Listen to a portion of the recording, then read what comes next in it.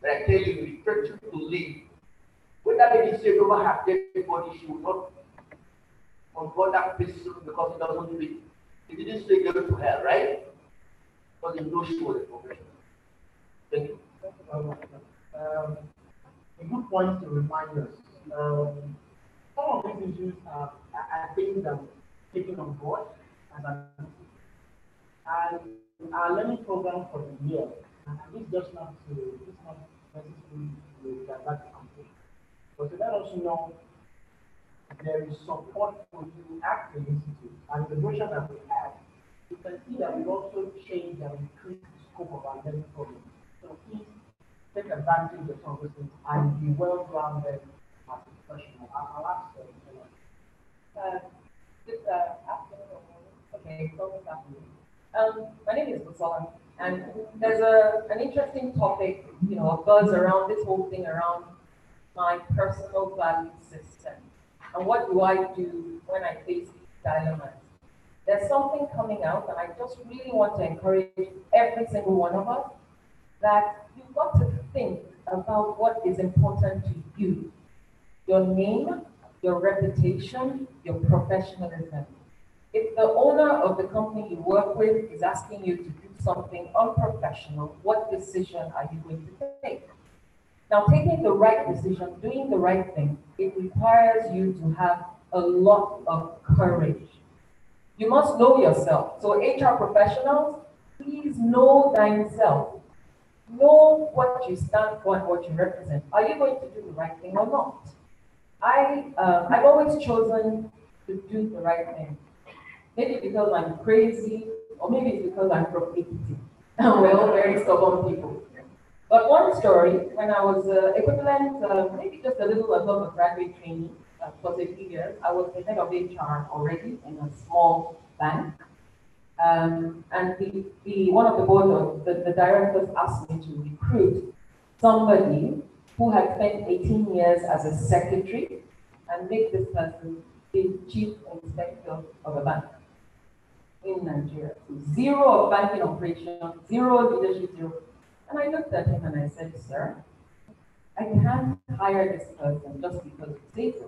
What I will do is put this person through the normal recruitment process, let the person be, discussed with by a panel alongside other candidates, and we will hire the best fit person for the job. He didn't like my response, but I said to him, I must follow the right process for this bank. And it was very important because this organization was going through a restructuring, a transition. It's not like it was a strong, solid bank of so many years with a lot of money. We were repositioning. So every single position was very important and we had to have best people. And that was my decision. I always have known that some of those decisions might cost me my job. I know. What's the worst that can happen? I'll drink Gary for a few months or something, and then I'll get another job. Because I also see myself as an excellent HR professional, always trying to develop, always trying to make an impact. So when we combine all of those things, the decision to do the right thing is not as scary. Because frankly, your reputation and your story, the narrative around you about the impact you make and the results you achieve by doing the right thing will take you places. I can assure you that will happen. Thank you.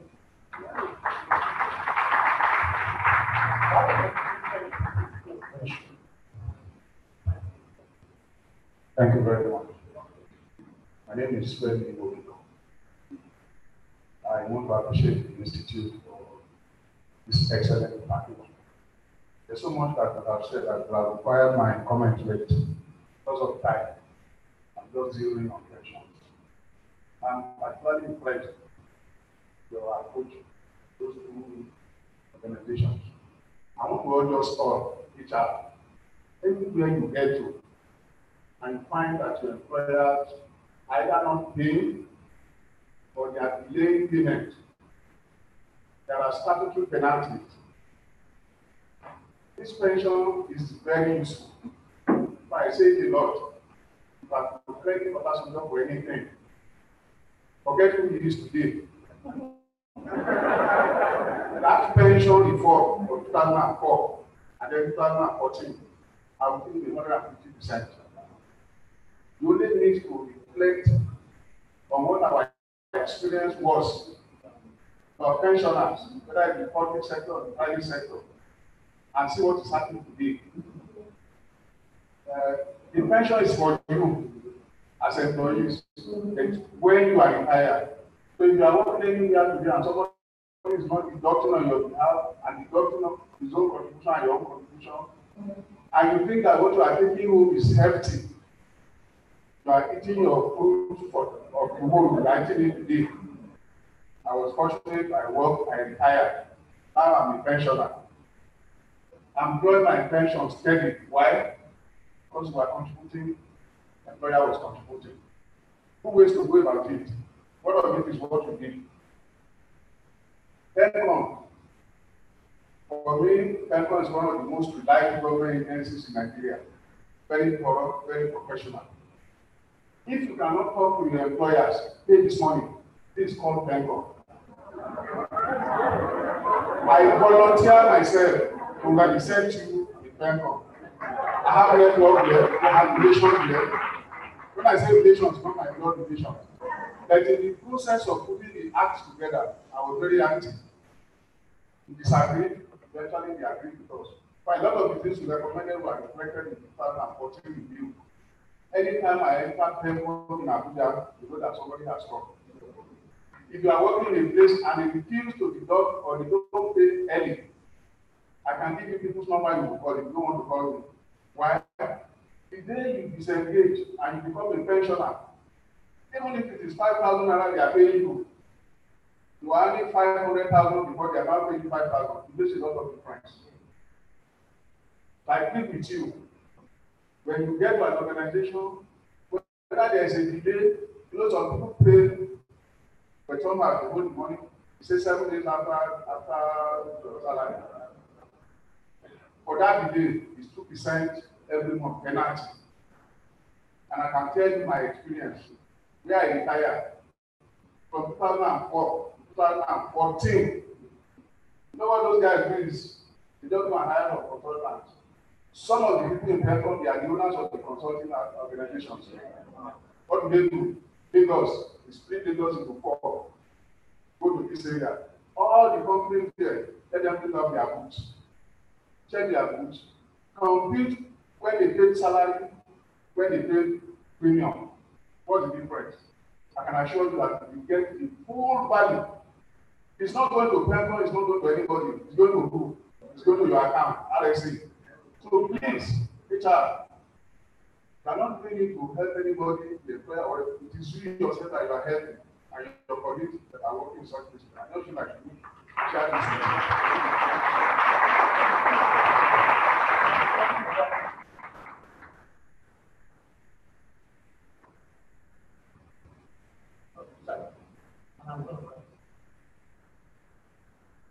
If you've got questions or comments, I can please raise your hand.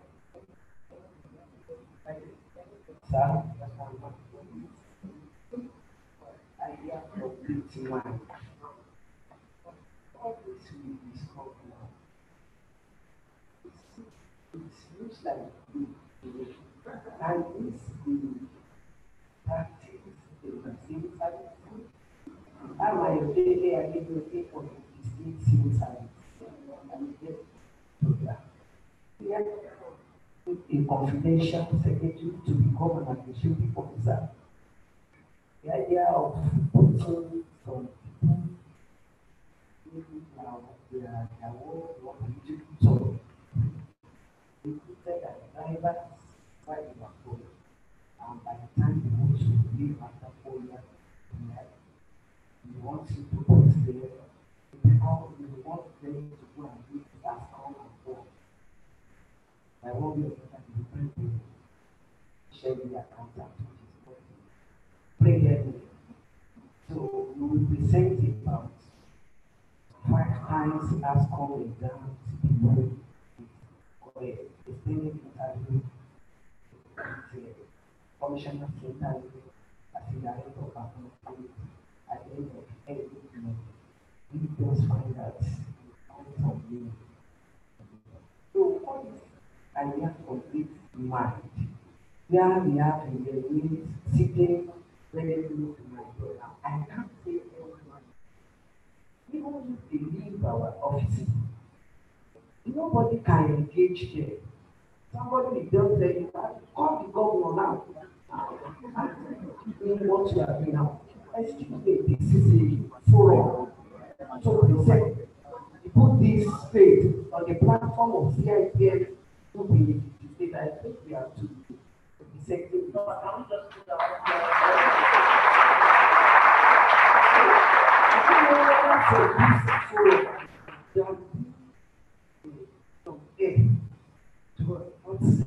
Actually, what we are doing now, I'm doing it to pitch myself of where from we ask what is CIPM for? What is CIPM? Is it because your head was having CIPM? That's why you want to CIPM. I don't know. I don't know. Maybe from this level.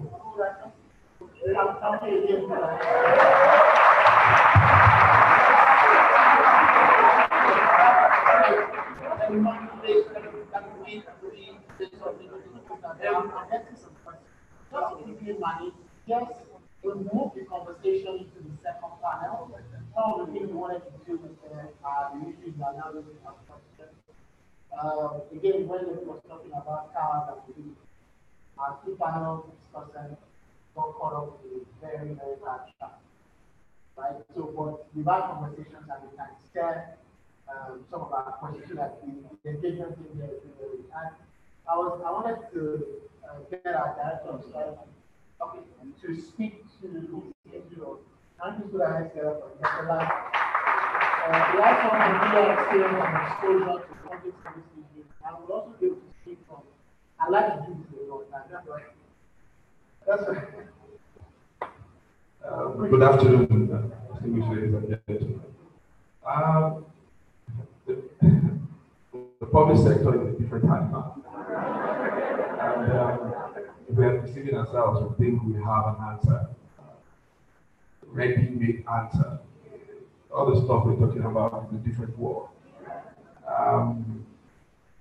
2 days ago, we were in Abuja talking to Public Service Institute of Nigeria, and one of the few things we're trying to do is also to ensure that we have professionals run the HR practice in the public sector. So that's where you need to start from. Yemi spoke about competence of the leader. It starts there, because when you don't even have people who are competent and who know exactly what the HR practice should look like, and we start to have all the kind of problems we have. We have the benefit of Lagos State, where we've worked and we've been able to professionalize the public service. And the difference is there for all to see.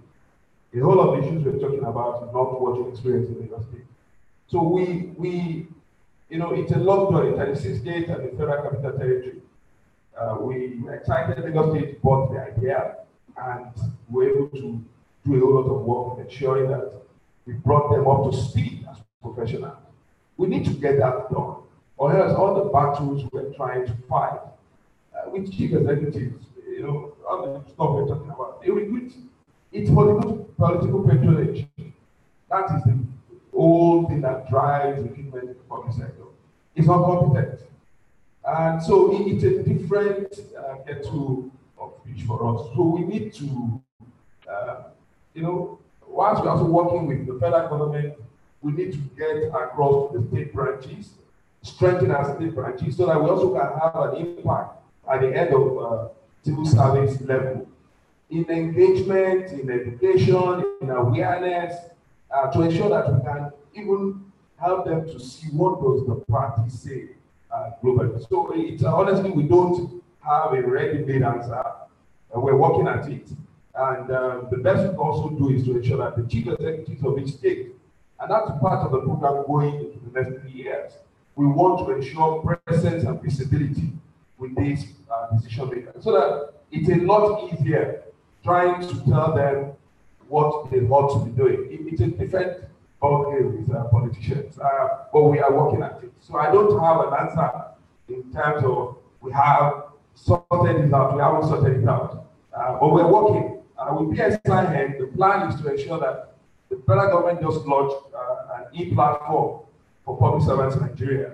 And they want to partner with Cipm to have all the programs that GT spoke about, and even as certification programs, online for public servants in Nigeria. So I think we need to put our hands together for what the government is trying to do. And that will be available, for the entire federation.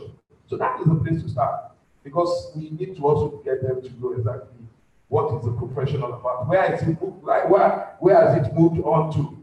When you go to the departments and the agencies and the parastatals, it's slightly different again, because they're closer to the private sector. And a lot of people who run such organizations were poached or recruited from the private sector. So the discussions, even in the public sector, it's a broad spectrum. There are people that are closer to us in terms of what we do, and there are people that are still, operating in the dinosaur age. So it's a big challenge we have, but we believe we have started moving in the right direction.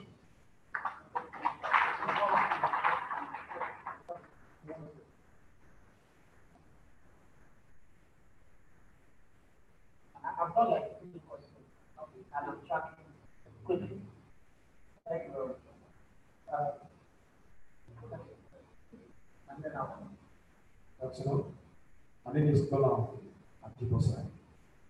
I am practicing IT environment, and I want to ask a question concerning attraction and engaging talent. I find myself in a very environment that poaching is real. Right? I'm talking of IT men. And sometimes we have a kind of, let's say, attractive policies for getting software engineers. And you discover, because you look at the labor market of these software engineers, it's very tight. They are very scarce at the market. And let's assume that the organization at work now have attractive policies. Let's say, for example, you want to get a software engineer, a very experienced one, the person needs to have minimum of 2. Let's assume like that. And I discover from experience, by the time you do a kind of, you advertise online, despite the fact that you use African tracking system, if we wish, some of them will even tick, just because they have that experience and say you need 2. Some of them will even tick below 2. And by the time you call them for interview, and you now discover, as a matter of fact, from experience, by the time you advertise for humanities, you can see thousands of people apply. But for these software engineers, from experience, you see some of them 70. And out of these 70, let's say 60 or let's say 80% are irrelevant. And by the time you call them for interview, you see all these guys, as a matter of fact, some of them don't even have BSc, but what they can do concerning software development is fantastic. So in that situation, how should we advise the management, and if they have a kind of standby policy? And another thing I discovered from experience is that from CV, by the time you invite these people, you now discover that if you look at their rate of movement in their CV, you discover that 2 months, 3 months, they move from this social place around. And it has become a source of worry for us in 19. And by the time you look at it very well, you want to engage them. And one thing about want to retain them, if you now see a CV that this person has moved from this place to another, by the time we engage them within 5 months or 6 months, they will be one software company. I want to give them 1 million. And this has been a kind of source of worry to the Asian professionals in the IT. So I want us to advise on the peculiar engagement strategies we can use to bring people. Thank you. Just a little bit of guide. We can make our question very snappy. Just go to the point. If we pick up the sentiment here, what we're looking here. Just get to the issue. Okay. My question was to Yemi. My name is Amotede. It's like a build up to the question of the guy that you spoke.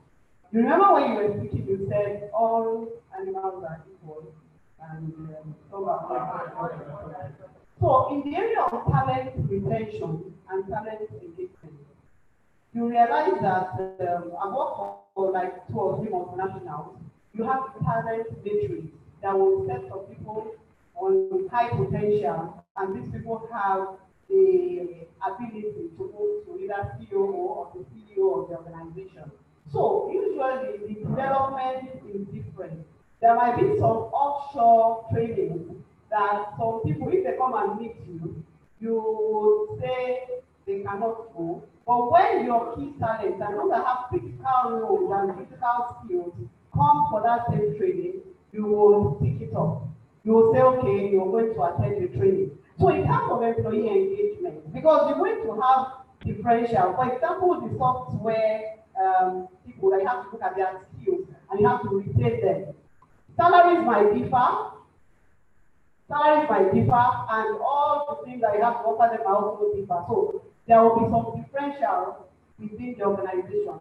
How do you handle the engagement level of the people that feel they are important, but the organization is looking at critical skills and looking at potential and performance? All right. Let me try the first guy. I think even when I was I said we need to move away from inside our Abuja to outside in. The environment is there for dictating how you should run your business, or change the structure of the things you do. If Tara was here, she's caught up in traffic, she'll have spoken a bit more to how they handle their software engineers. I don't think they are all graduates. They're actually not.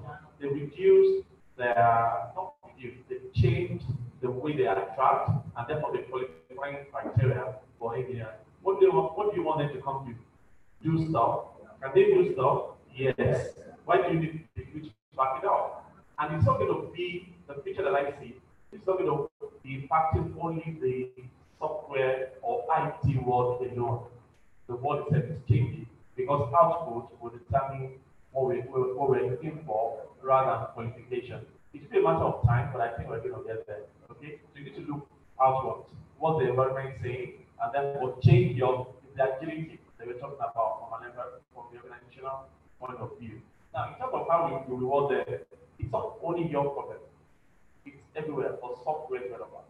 I am facing the same problem right now. But I think what you can do is you can't go to outsource. Right? You can't put them on a different package if you can, or they will fall down to affordability of the organization. At times, it might not be in pay. It might be in work hours. Some of them don't even want to work during the day. They want to just fuck around. I'm not saying that in a negative way. Fuck around during the day and work overnight. Will the organization allow them to do that? Maybe that's what they want. Because I think pay is overemphasized when the other elements are not well dealt with. So we can engage for that. Maybe we can have some ideas. Goals. Now, for that, I do not believe we should build our organization around individuals. We can build around processes and people and frameworks, but not around individuals. So when we go through a hyper program, for instance, and the entire organization is aware that some people are in the hyper pool, right? And therefore their development or training or learning intervention is going to be different, then that speaks to communication, right? Everybody knows. What we don't do is we have these fancy initiatives, the stage with HR and leadership, so cascaded into the organization, and then when we're now treating people separately, everybody's wondering what's going on. I'm going to a hyper program with Philips Consulting. Everybody in the organization went through 5 tests, as everybody. If you don't make the hyper pool, then they're not hyper. But we went through the entire process, including top management, with our PPA, personality profile, and that. Everybody. So it is in the transparency of our processes and the communication of the expected outcome that will achieve more results. Thank you. So just to add to that conversation on recruiting, I think CVs empirically are supposed to be like 20% or less reliable in predicting success in a job. So really people are moving from your CVs. In today's world, there's some psychometrics that you can actually deploy at the point of attracting talent. I will sit out so many people very quickly. There are apps now. There's one, Mercer Match. They're like games. You just play like Tetris. You play these games, but these games are actually developed by psychologists And by the time you've gone through all the games, it will give you a profile of the person, whether you're numerical, you're analytical, it will give you quite detailed profiles. And at the end of the day, you can say that this person will fit. And it also includes things like personality matching to jobs. So, we should get away from just CVs alone, but more competence-based recruitment, selection and assessment processes. I would really encourage you to go and look for the games or the apps, the recruitment apps that you can just get them to log on, play, and you will get their level, even their level of proficiency, and it will help you to whittle down a lot of lists that you have. A small comment on the software conundrum, software engineers. Actually, I read online, I think it was sometime last year or the year before, that some global organizations, because they have realized the importance of focusing on results, outcomes, they actually go out to look for people who can do. And they hired, I think it was Google and Facebook, they actually hired for high-profile jobs, senior level jobs, people that had never been to school. They just had the innate coding plus whatever experience they needed, effectively, to create those solutions they were looking for. So in the world of today, this digital age, it is not about the educational degree. It's no longer about who went to school and who didn't. It's really about who has those innate skills and is able to translate those into outcomes for the organization that helps achieve business results. To the talent conversation, I just want to add a different perspective, which is that our organizations are made up of diverse groups of people. High pools are one group. And yes, very important to identify the high pools because they are the leaders of tomorrow and nurture them, reward them, give them the challenges that will help them stay affiliated with the organization. But there are other groups as well. But the high pools of today need a pipeline behind them of the high pools of tomorrow. So what are you doing with your new intake, your millennials, your graduate trainees that are coming in? What are you doing to keep them connected with your organization? How are you rewarding them? How are you listening to them? How are you giving them understanding what really matters to them and giving them that experience in your organization that gives them what they want and will keep them with the organization for as long as they choose to stay. There's some things in our mindset. So those of us in generation A to X, right? We have all those old philosophies that people must work with us for years and years and years. Must they really? Maybe in certain critical roles, critical areas, you want continuity. But there are certain jobs where actually you don't need that continuity. So do you understand your organization enough to understand where it's important for people to stay long term versus where it's okay to have a certain acceptable level of churn? We've got to be that quick and knowledgeable of what works in our respective organizations. And the final point I'll make, high pools are probably the top 10, 15, 20%. I don't think it's up to 20% of the organization. But they are important because they will probably deliver 80% of your results. Okay? Maybe. However, I have a second group that I'm very, very passionate about. Your high performance, I call them high perps. These are the people who at their current level, they know the jobs inside and out.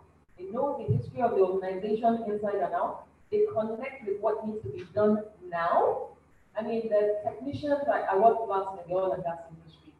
Technicians who know the sound and the smell of the equipment. When the equipment is sick, has malaria, they know how it sounds and they know exactly what to do, which knob and which bolt to go and turn so the oil will flow now.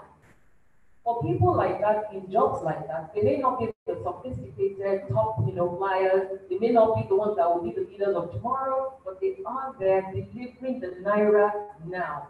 We must have programs in our organization that recognize them, keep them connected, affiliated also, and help them see that they are valued and their contributions are also important to the organization. So in summary, recognize diversity and inclusion, understand the different groups in the organization, and that will also help in terms of the dissatisfaction and the noise when people not in that high group will kind of feel excluded. Thank you.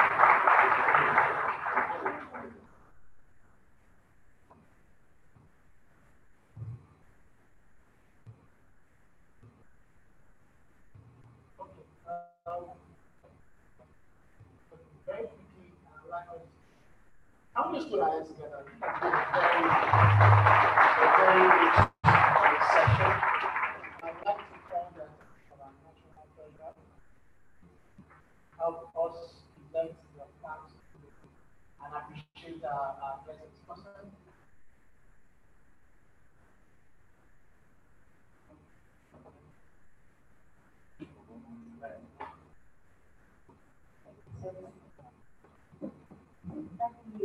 That was nice. Thank you so much. I see the passion in you. Very, very. I appreciate it. Welcome.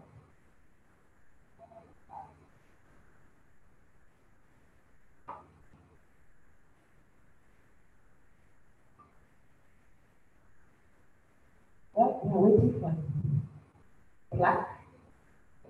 I want to thank everybody. Let me just shift a little bit. Thank you for coming. It's a very interesting one, and I'm sure you enjoy it. I was talking to the CEO that this is fantastic, you understand? Of course, they're a very busy person, but today I said, let me come and see what is going on here. So impressed. Thank you very much for honoring our invitation. I know most of you got a lot to do, especially my software guy. I'm sure I can see how how you are talking. Then I asked my question. Now you are talking about, oh, time will come when we are not looking at degrees again, you understand? Yeah, you are right. I work with an international schools abroad.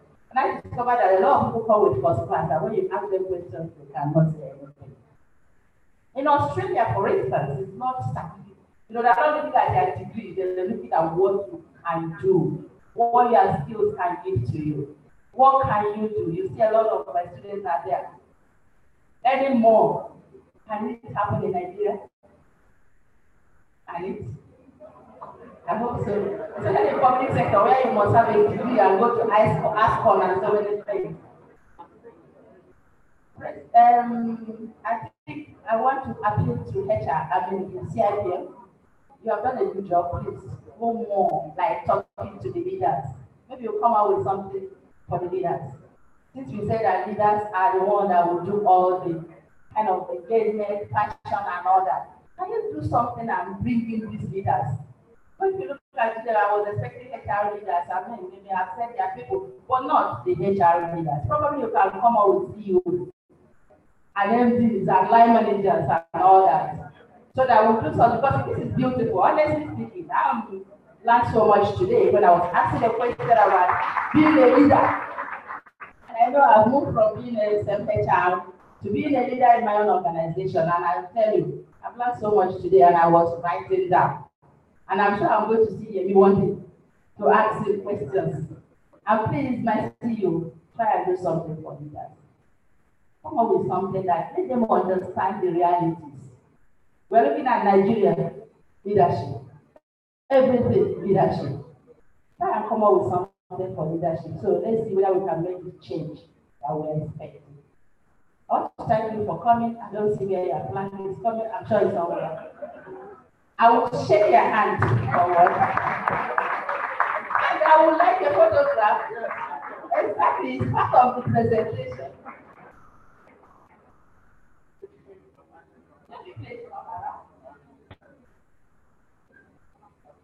So it's part of it. Take us photograph while I'm still holding this.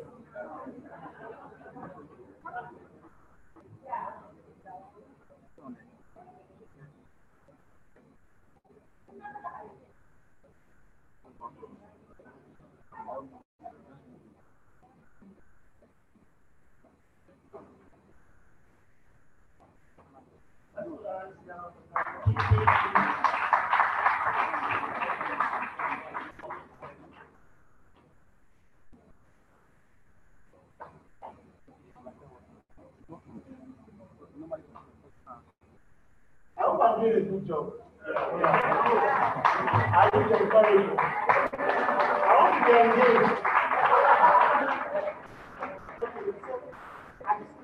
I see the attention for like another 15, 20 minutes, but we're well within time. However, the senior HR director for Angela, the corner of the traffic, walked in some minutes ago. Some of the questions we had around technology and all of that is a real conversation in the space. And they've done a lot in the environment in recent years that we believe at the Institute, their story is worth sharing. We need to learn what they've done and how they attract their kind of talent. And we see increasingly that technology is disrupting business as we know. So it's important that we hear from her. So I'd like us to put our hands together for the next 5 minutes as we welcome Taiwo Ajayi to share with us their better story and what they are doing in terms of talent and giving. Thank you very much.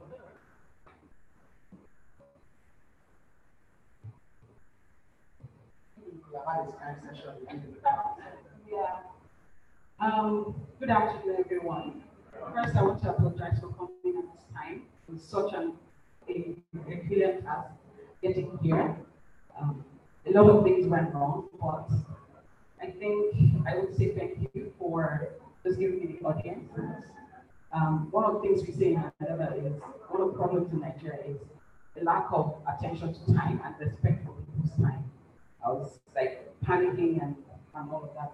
Thank you very much. I sincerely apologize. So, without much further ado, I want to talk about Mandela and also really how you as a HR professional can attract and retain talent.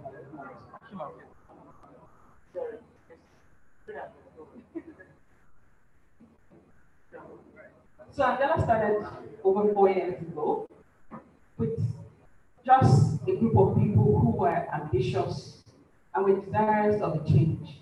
They wanted to disrupt how the tech industry was going, and just had the mission, which is basically to build tech leaders on the continent, and also find a way to partner those leaders with global tech companies. And it seems like a very audacious objective or mission.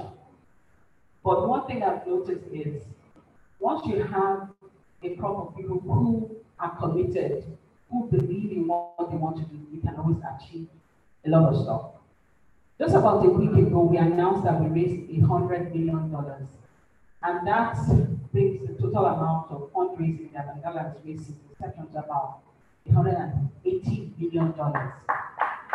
And think of it, Mandela was founded by 6 people, 2 of which are Nigerian, Cameroonian, Canadian, and 2 Americans.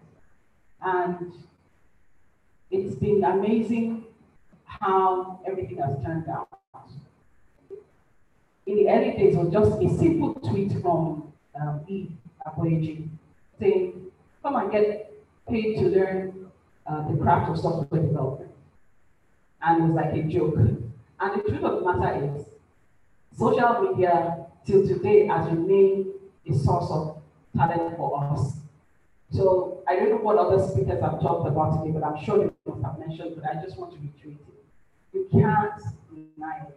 At the time, we're getting like 5,000 applications every month, all through, a lot of it through social media, through leveraging young people talking about Mandela.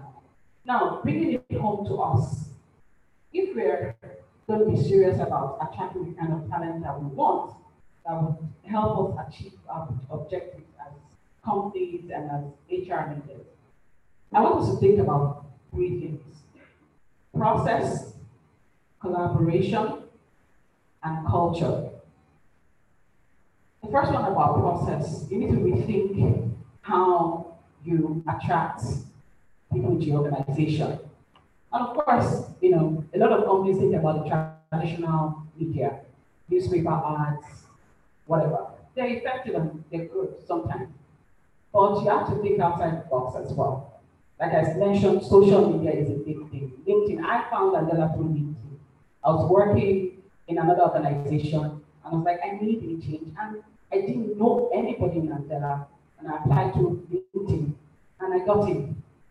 Again, about process, apart from the sourcing of the talent, as you take them through your selection process, you need to be thinking as well.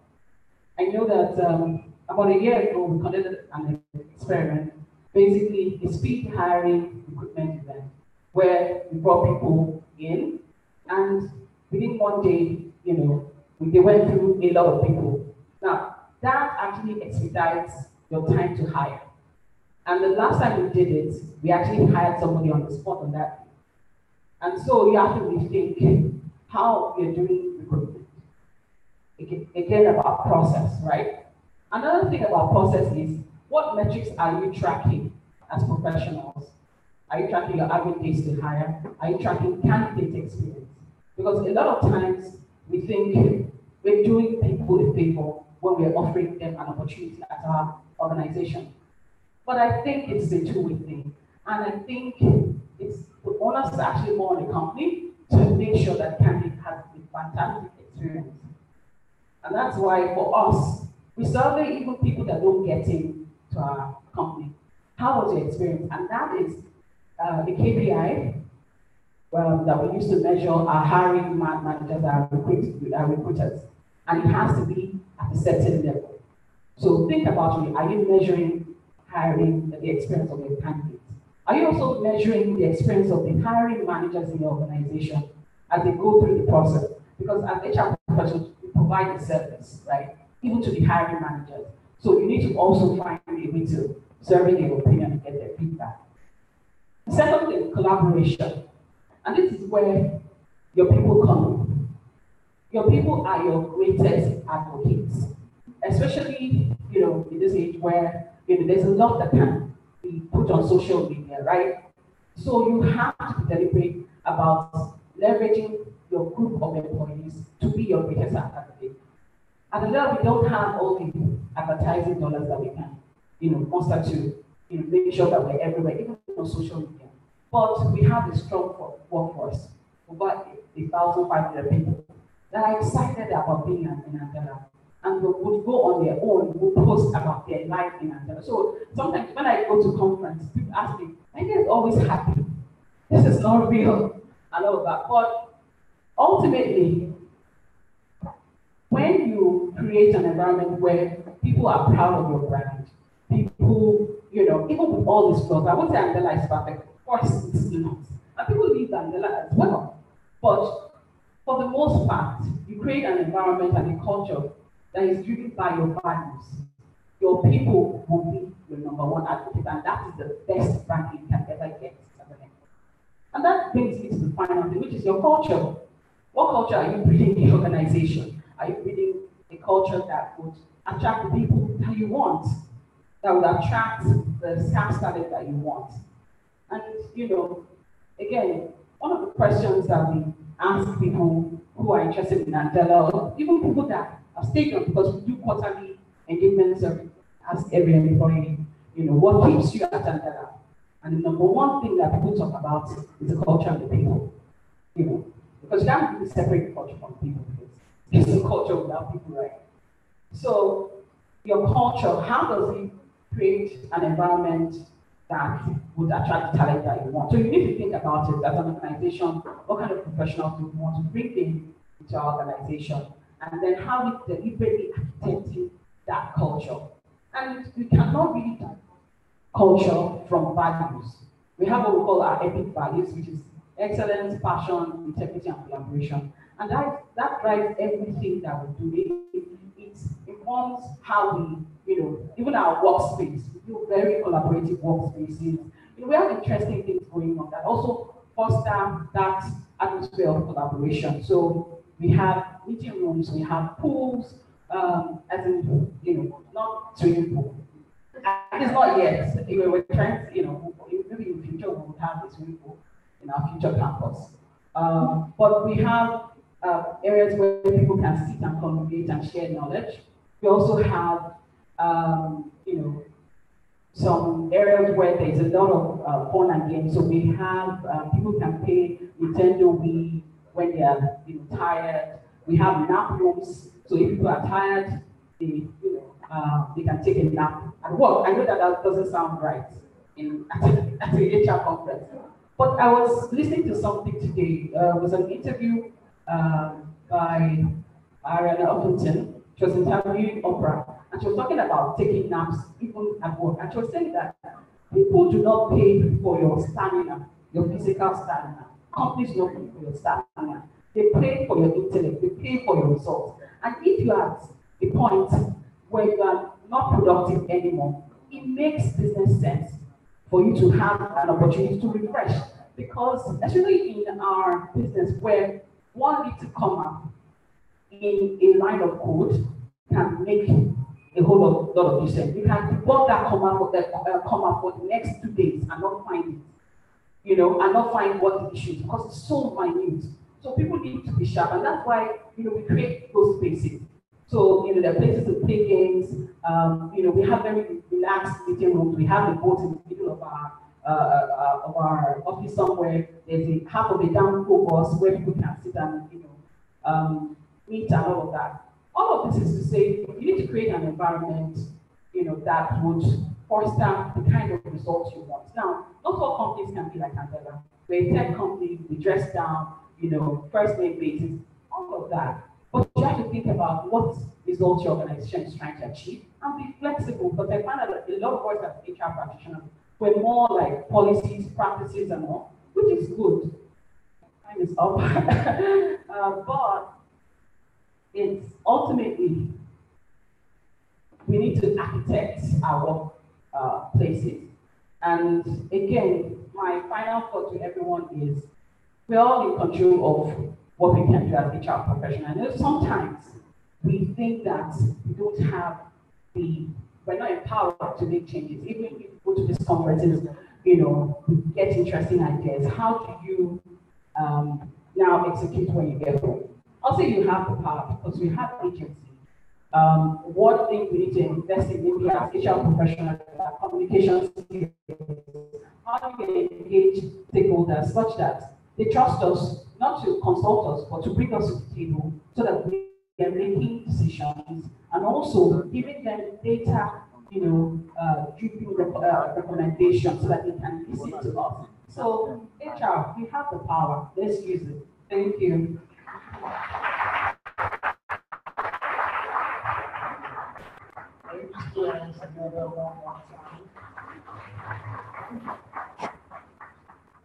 And the belief is, in whatever sector that you're operating, I believe we've all heard different things today that we can incorporate into our different organizations and create a very interesting work environment. At the Institute, we are also doing our very best for the trends and make sure that we are providing platforms and capabilities for HR professionals and anyone, even line managers, that are involved with people management. One of the things we've done in recent years was to also look at our learning experience. I know at the conference we launched our e-learning platform. What we want to do now is to, again, for some of us who make it from Abuja, give us an insight into what we've built. And just in case you have questions and you need our team to take you through, we are glad, something we're very excited about. So very quickly, we'll just show you, so we created a bouquet of courses around performance enhancement. And one of the major courses we finished and launched at the conference is on performance management for line managers. And then again, I mean, as we listed, the challenge is around how do we take this global best practices and bring it over. So you're not seeing a face you can relate with. You're not listening to someone who's giving you current examples on the road. Allow you to just sit back and watch this video of the course that we created, and then we already have it ready to be deployed in our different organizations.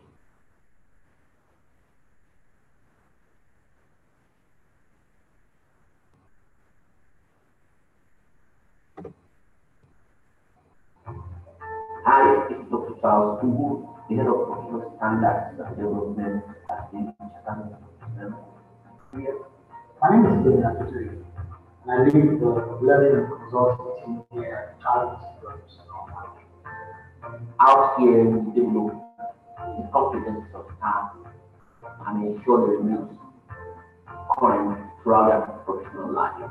Over the years, we've done multiple programs across multiple locations, all over the country, even at the last programs at Cipm.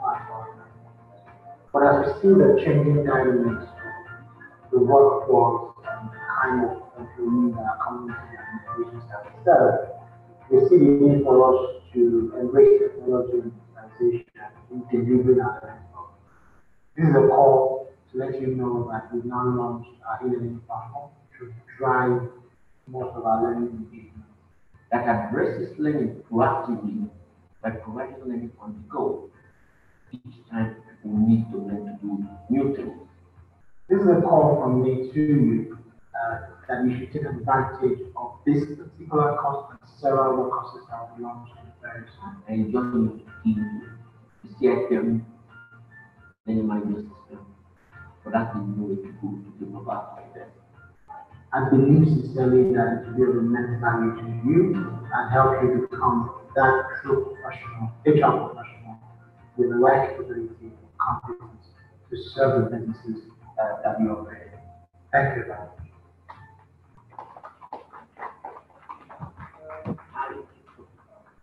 Just some quick additions of some of the things that learning the e-learning platform can provide for us.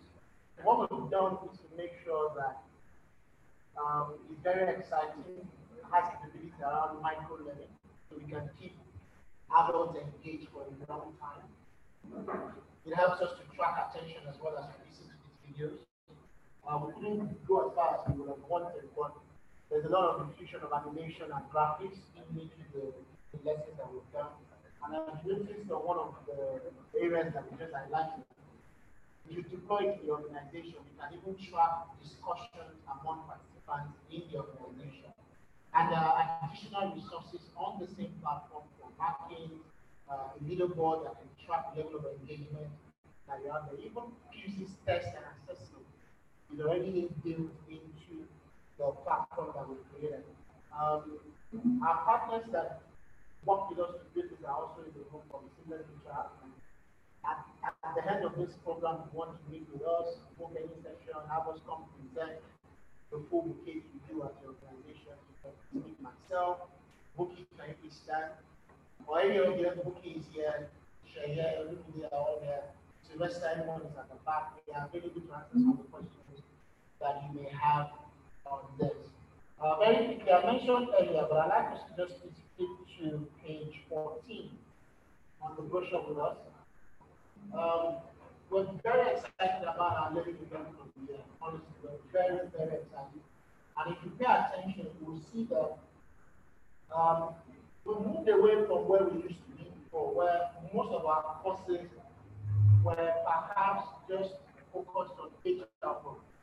One of the things we've done is we'll have specialist HR courses, but we've now also gone further to provide programs that show us the link. That shows the link between these courses. So before now, you could have just done performance management. But now we know there's a link between performance management and saving work. So you come to a 2-day or 3-day program, or you are shown the linkage between performance management and reward. And if you are a specialist in either of the areas, you can adapt better and serve your organization better. What we've also done is to address the issue of leadership. So we are not only training HR people, but we have programs that will help HR people develop leadership capabilities. And just in case you're an HR manager having challenges with leadership capabilities in your organization, we have programs that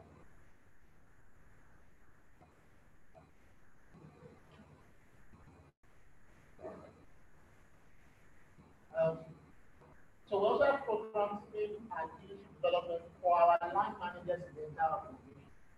A new set of programs are also addressing other areas that HR people are not usually exposed to, things around business acumen, things around project and program management. These are skills and competencies that we now require within the HR space. Particularly, we are going to pay more attention to unscheduled influence programs this year.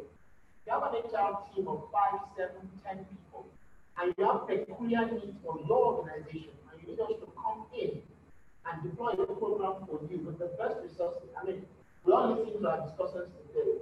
We have the best of the best, and this is what JP is always proud to say. We have, honestly, we are a 12,000 member group nationwide.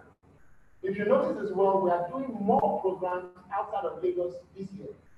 So please talk to your friends, talk to your colleagues anywhere. to take advantage of these training programs.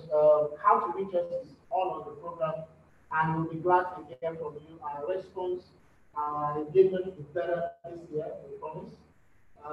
Let us get your feedback as quickly as possible as well. Without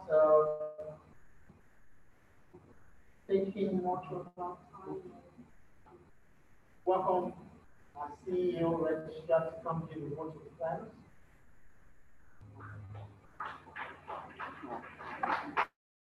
We're talking with our eyes. I think no.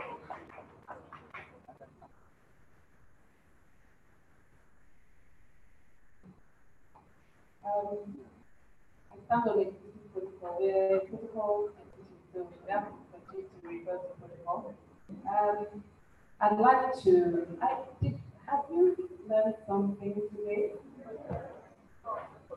I heard one hand up here, this young lady. Okay. We hope that this was an engaging discussion.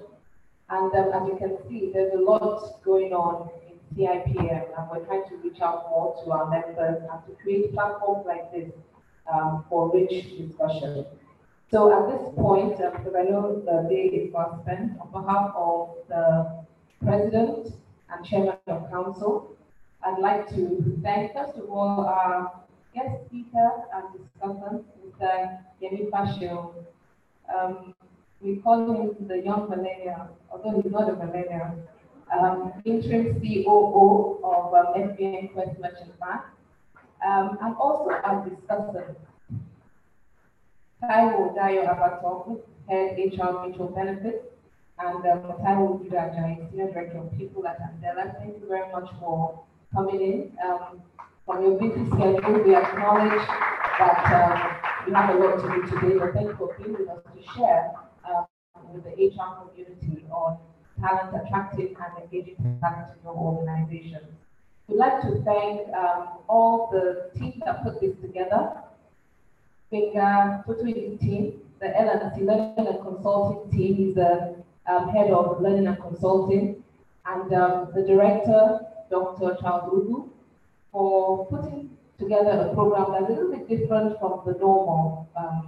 Not the way we changed the format a little bit, and we hope that you enjoyed this format compared to previous years. I can see some people nodding. The entire team at Cipm, I have an amazing team. They're extremely energized and passionate, and I appreciate each and every one of you that contributed to this. And I left not the best for the last, but probably one of the best for last, which is you. Thank you so much, our members, corporate members, for coming in to be with us and to share this learning experience. We hope that you will continuously engage. We're talking about engagement, that the engagement will continue throughout the year. And we're hoping that we'll also have opportunity to get your own feedback into what you want us to do on your behalf. This is the Member-led Institute. We are here for you. As always, I say that I'm the chief servant of the Institute. I'm here to serve. We're here all here to serve you. So please let us know, give us feedback what we can do better to serve you. Thank you so much for coming. We wish you all the best in 2019. And we hope that you will engage with our learning programs as well as the year goes on. Thank you so much for coming, and God bless you all. Thank you very much. I gave a promise when we started that we are paying attention to people that are here that are engaging online. So we have a set of people that have gifts to receive. Sorry, as we wrap up, there's refreshment for everyone. But I need to just quickly announce these names. Those who came early, and the person with the highest impression on we got that as well. So for the early birds, Daniel Gadabelo, Joy,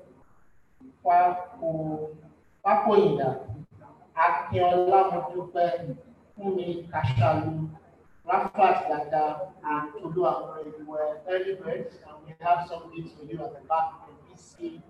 And please see Miriam in green.